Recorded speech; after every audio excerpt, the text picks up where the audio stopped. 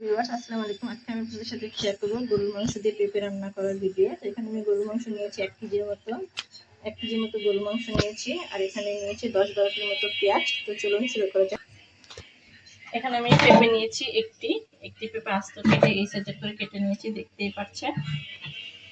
গরুর মাংসের জন্য এখানে আমি একটি বড় এলাচ নিয়েছি, 7-8টির মতো ছোট এলাচ নিয়েছি, এখানে গোলমরিচ নিয়েছি 10-12টির মতো, লবঙ্গ নিয়েছি 6-7টার মতো, আর এখানে নিয়েছি ছাল। এখন আমি ছাল বাদে বাকি মশলাগুলোকে পিষে নেব।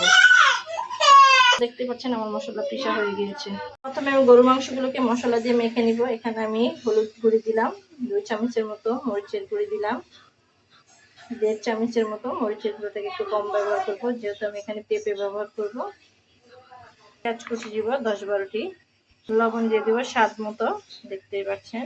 আপনারা আপনাদের স্বাদ অনুযায়ী লবণটাকে ব্যবহার করবেন। আদা দিয়ে দিব 3 টেবিল চামচ, আর রসুন দিব 2 টেবিল চামচ, আর জিরা দিব 3 টেবিল চামচের মতো জিরা বাটা। এখন আমি এগুলোকে সুন্দর করে মেখে নেব। দেখতে পাচ্ছেন সুন্দর করে মেখে নিয়েছি। এখন আমি এটাকে দিয়ে দিব গরম তেলের মধ্যে। আমি চুলায় তেল বসিয়ে দিয়েছি, দেখতে পাচ্ছেন আমার তেলটা গরম হয়ে গিয়েছে। এখন আমি এর মধ্যে আমার মাখা মাংসগুলোকে দিয়ে দিব। বিসমিল্লাহ।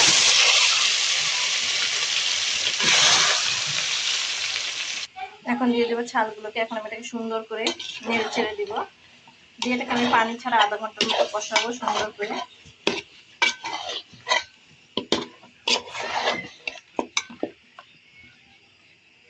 তেলের উপরে ভাজা ভাজা করব। মাংসটাতে আপনি একটু চেষ্টা করবেন তেল ব্যবহার বেশি করার জন্য। দেখতেই পাচ্ছেন আমি এটাকে সুন্দর করে তেলের মধ্যে ভাজা ভাজা করবো, যতক্ষণ মধ্যে থেকে যতটুকু পানি বেরোচ্ছে সেটা শুকিয়ে যাওয়া না পর্যন্ত এটাকে আমি সুন্দর করে ভাজা ভাজা করবো তেলে।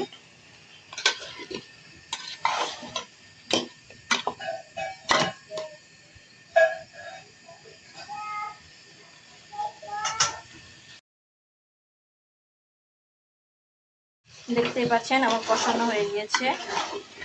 এখন আমি এই পর্যায়ে এটার মধ্যে দিয়ে দিব কয়েক টুকরা আস্তা রসুন।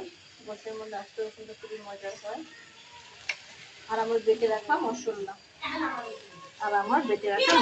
আমার আবার 2 মিনিটের মতো কষিয়ে নিব। তো আমার মাংসটা পানি ছাড়া কষানো হয়ে গেছে। এখন আমি কিছুটা পানি দিব মাংসটাকে কষানোর জন্য। পরিমাণ পানি দিয়েছি। এখন আমি এটাকে সুন্দর করে কষানোর জন্য রেখে দিব। এরপর যে মাংসটাকে একটা লাড়া দিয়ে দিব যাতে লেগে না যায়। দেখতেই পাচ্ছেন ঝোলটা কতটা ঘন হয়েছে। এরপর যে আমি আমার পেঁপেগুলোকে দিয়ে দিব।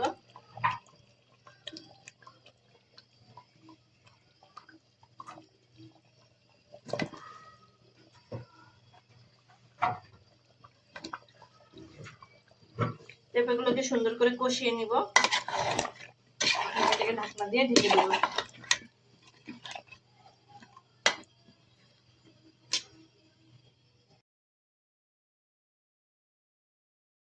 দেখতেই পাচ্ছেন আমার তরকারিটা হয়ে গেছে, পেঁপেটা পারফেক্টলি কুক হয়ে গিয়েছে।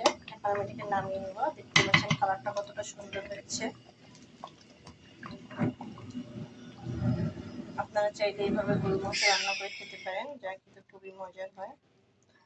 তো আজ এ পর্যন্ত, আবার দেখাবো অন্য কোনো ভিডিওতে। আসসালামু আলাইকুম। দেখতেই পাচ্ছেন গরম গরম ধোয়া হচ্ছে আর কালারটা কতটা সুন্দর হয়েছে।